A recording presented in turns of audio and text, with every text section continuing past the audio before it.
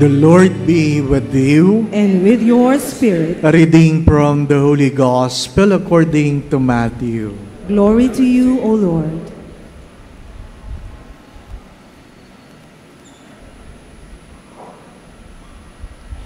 Jesus said to his disciples, when the Son of Man comes in his glory, and all the angels with him, he will sit upon his glorious throne, and all the nations will be assembled before him. And he will separate them from one another, as a shepherd separates the sheep from the goats. He will place the sheep on his right and the goats on his left.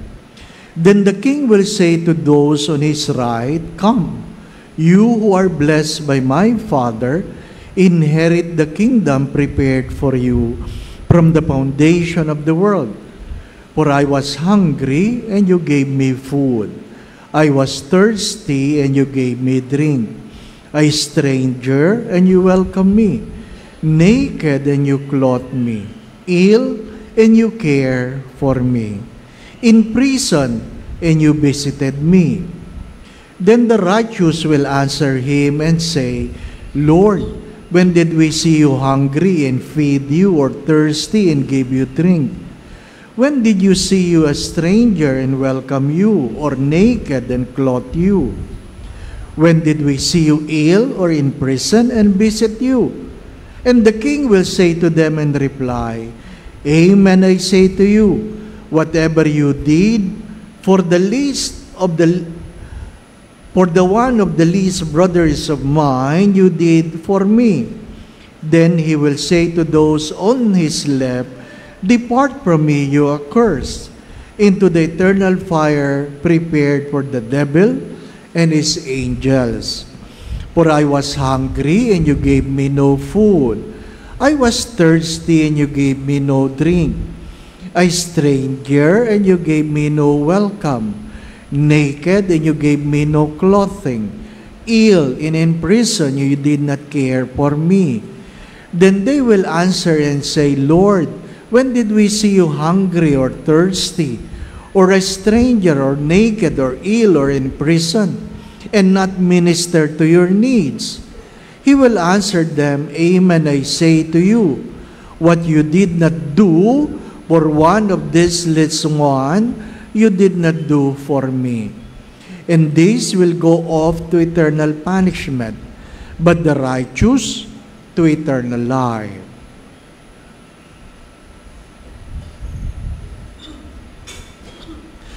The Gospel of the Lord. Praise to you, Lord Jesus Christ.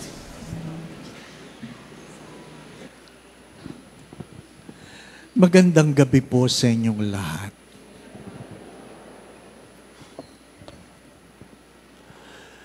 In the first reading from the prophet Ezekiel, God said, "I will personally tend my people. I will personally tend my people." Ano ibig sabihin nun? I will personally take care of my people. In what way? I will feed the hungry. I will give drink to the thirsty. I will clothe the naked. I will visit the sick, heal them. I will visit those who are in prison.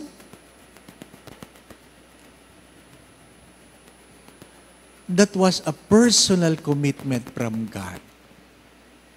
And that was said in the gospel. And perhaps you might ask, is it because of that he is declared King of the universe? The answer is no. The answer is in the second reading. Jesus is the King of the universe because he conquered death and sin. He conquered death and sin. He died and rose again, and he will come again to judge the living and the dead. That's what makes him King of the universe.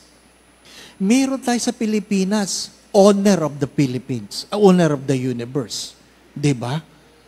Sino yung owner of the universe? Si Kibuloy. Hindi nyo ba alam? Pinoy ang may-ari ng universe.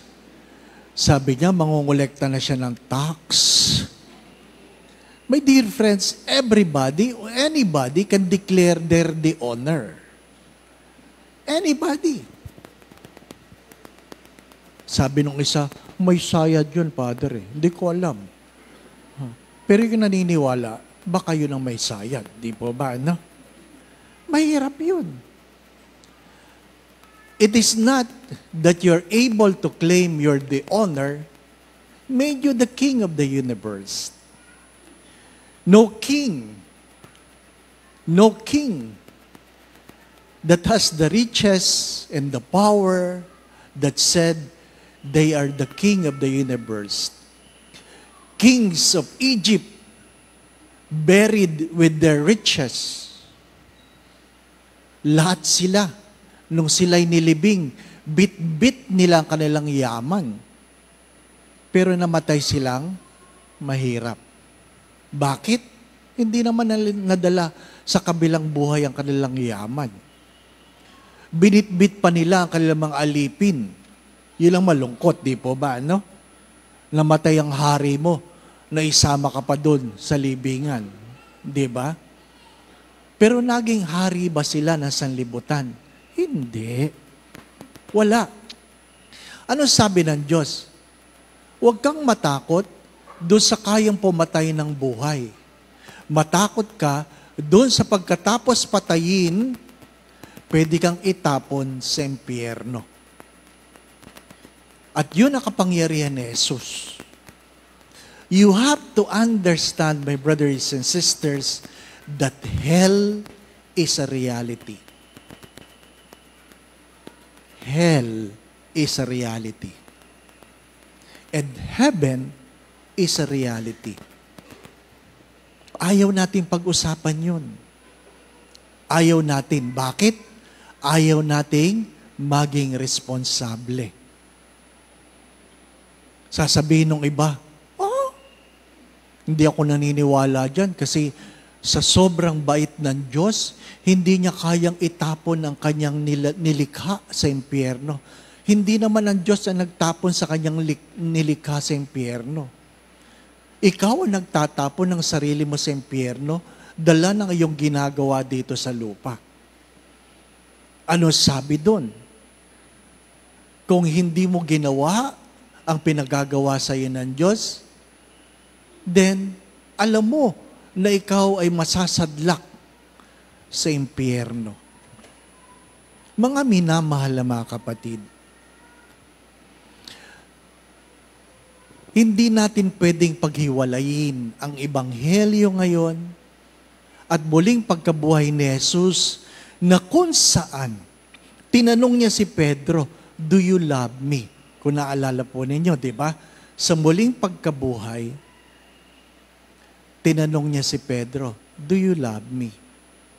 At sabi ni Pedro, "Yes, Lord, you know that I love you." Ano sabi ng Diyos? "Then tend my sheep." 3 times. "Do you love me?" "Then feed my lambs." "Do you love me?" Nalungkot na si Pedro kasi 3 beses tinanong. "You know, Lord, that I love you.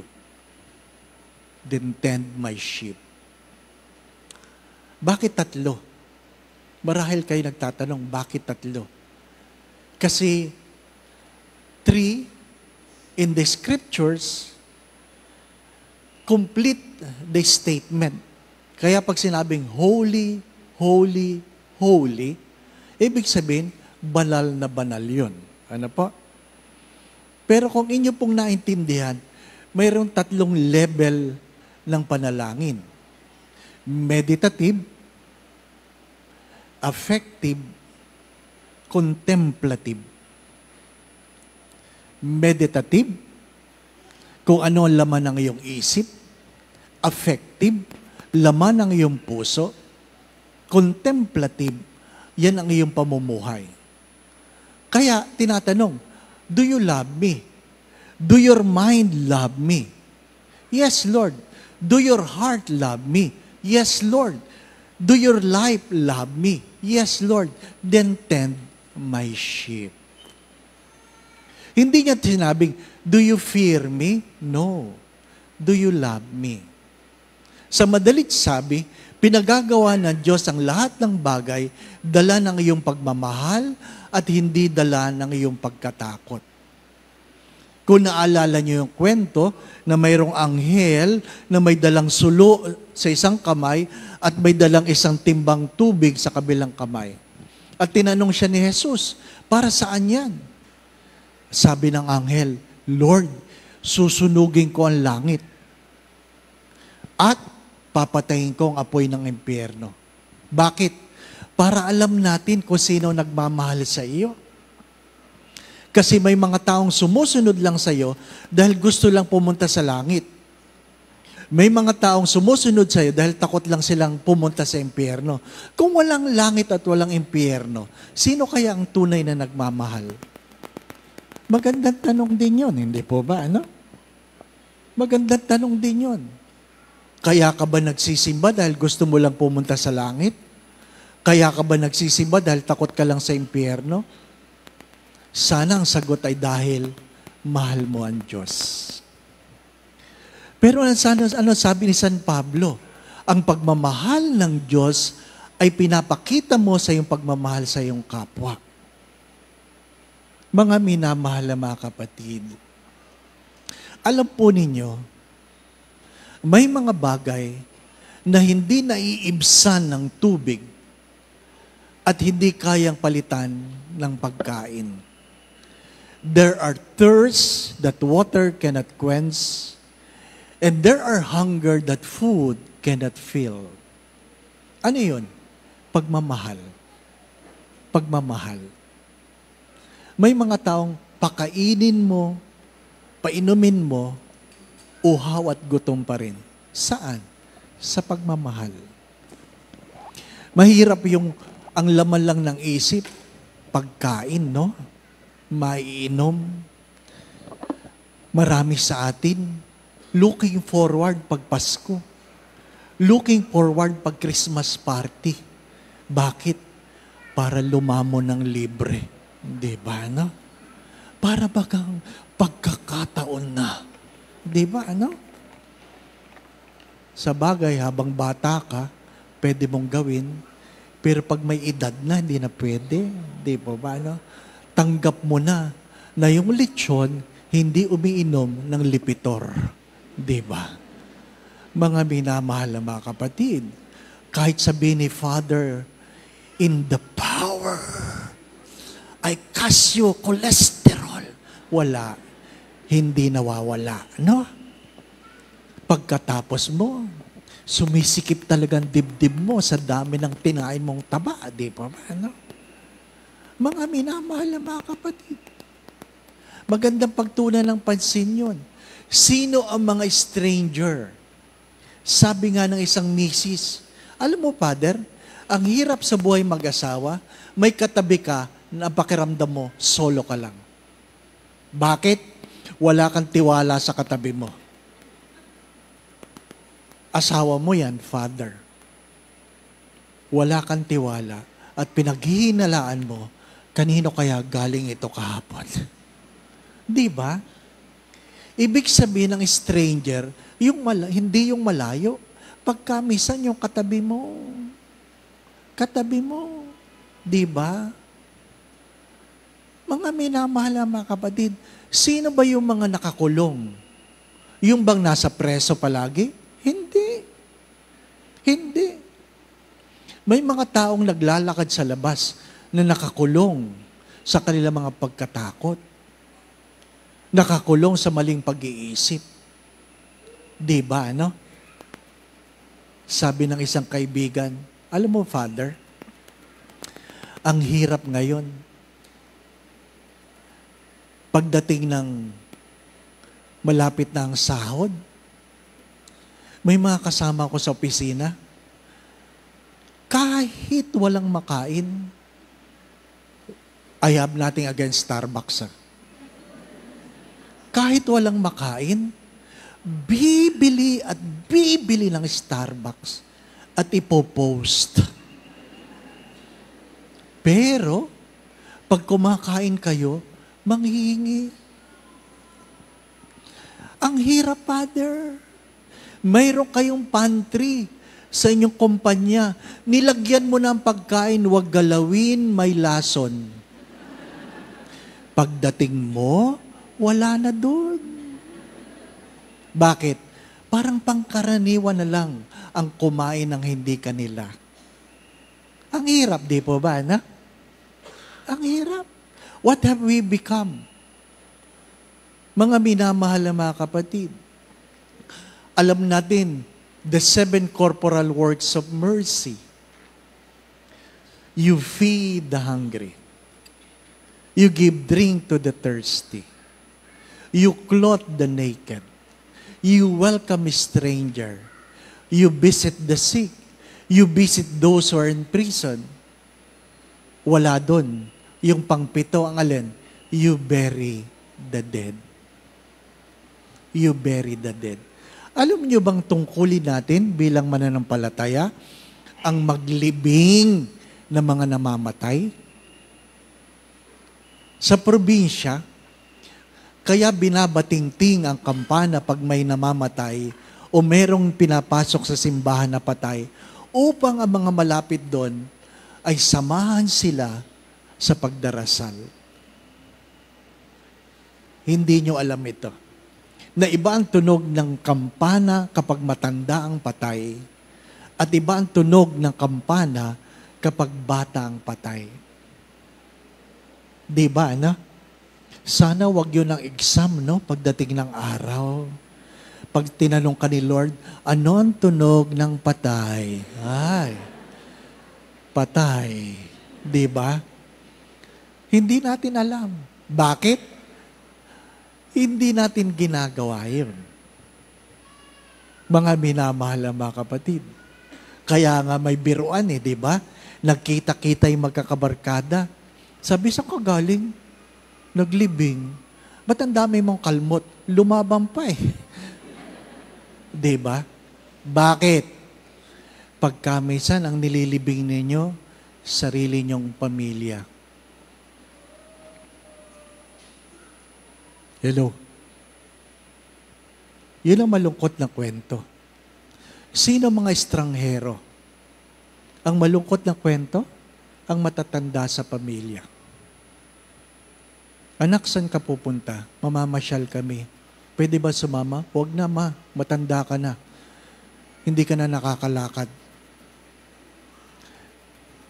Nagmumukha silang estranghero sa sarili nilang pamilya. May sakit ang magulang mo, wala kang pera, pero meron kang panggimik. Di ba? Nag-anoint ako. Pagkatapos kong in-anoint, hindi nakapigil yung isang anak galing sa US. Ano? Sabi, kainin mo ang pera. Nagpapadala ko ng pera para sa nanay. Hindi mo pala binibili ng gamot. Tingnan mo ang tsura. Ngayon, kainin mo ang pera. Gusto ko sana sabihin, pwede po bang mamaya na kayo mag-away, lalabas mo na ako. Di ba, ano? You ask the question, why do you... Ang hirap doon, may sarili kang pamilyang nagugutom. Itanong ninyo, wala ba nagugutom sa inyo? Mananabi ako mananabi. Mananabi ako. Bato-bato sa langit, Lalong-lalo ng mga may katulong. Bakit ang hirap pakainin ng katulong ng inyong kinain? Bakit kailangan kainin ng katulong yung tira kahapon? Hello? Bakit? Yun ang aking tanong. Bakit yung mga may katulong, kailangan ng kainin nila yung tira kahapon? Bakit hindi nila pwedeng kainin ang niluto para ngayon? Di po ba, ano? My dear friends, my brothers and sisters, bakit pag tayo nagsishare ng damit sa mahihirap, bakit kailangan lumang-luma na? Bakit pag may disaster at sinabing, baka meron ho kayong damit, pagkamisan, katulong ako sa nagsusort out ng mga damit, yung iba talaga pambasahan na na para bagang ang magsusuot nito, lalong magmumukhang kawawa. Di po ba, no? Kung naalala ninyo, na-share ko ito, nagkaroon ng kalamidad. Ang nagsusort out, mga seminarista, pati yung mga minor seminarians, mga inosente. Sasabihin mo lang naman, samasamahin mo ang short, samasamahin mo ang pantalon, samasamahin mo ang t-shirt, samasamahin mo ang ganyan. Sabi ng minor, batang seminarista, may nakuha siya. Pagkalaki-laking panty. Ano po? Hindi lang yung malaki ang panty. Ang luwag na ng garter. Sabi niya, Father, para saan ito? Para hindi may skandalo yung bata, itabi mo yan, pangsala yan. Nang ano, Father? Di ba? Pag kayo ay mayroong ginatahan, nagganing. Bakit kailangan ganon? Di ba? My dear friends, my brothers and sisters, I can go on and on. Because of lack of love,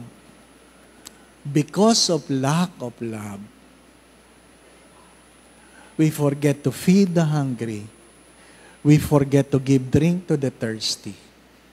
We fail to clothe the naked. We fail to visit the sick. Pag ang inyong mga magulang, wala, dinadalaw nyo ba? You don't visit those who are in prison. My dear friends, my brothers and sisters, and we create strangers among ourselves. Pag may kapatid kang nangungutang, biglang nagsasara ang pinto, di ba ano? Bakit ganon?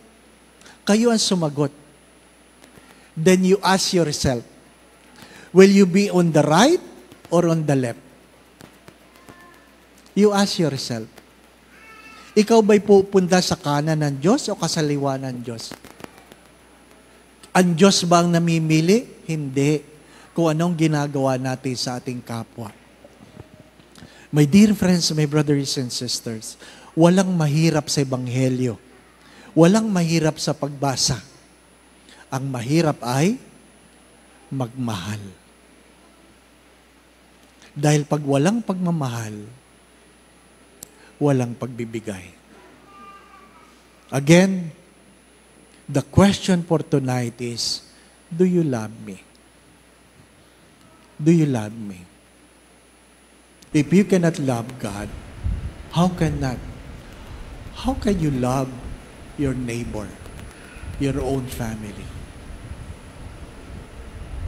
Right after the Mass, we will proceed with the procession. I invite everyone to join, but if you cannot join, we will have the final blessing for those who cannot join the procession. Ano po? I beg for your indulgence, those who came and want to see me personally after the Mass. I'm sorry, I have to participate in the procession. Ano po? Why do we profess the Blessed Sacrament? Because He is present. He is Jesus in the Blessed Sacrament. We bring around the Blessed Sacrament because His presence have healed more sick people, have solved more brokenness, have restored many who have been experiencing hunger. Jesus is the source of life. My dear friends, my brothers and sisters, let us look at Jesus.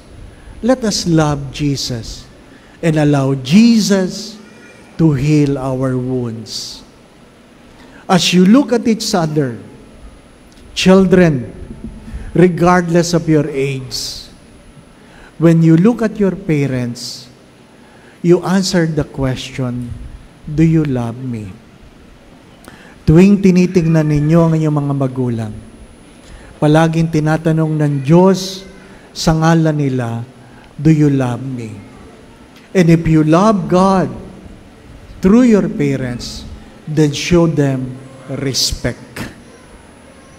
Your spouse will ask the question, do you love me? Then if you love your spouse, be faithful.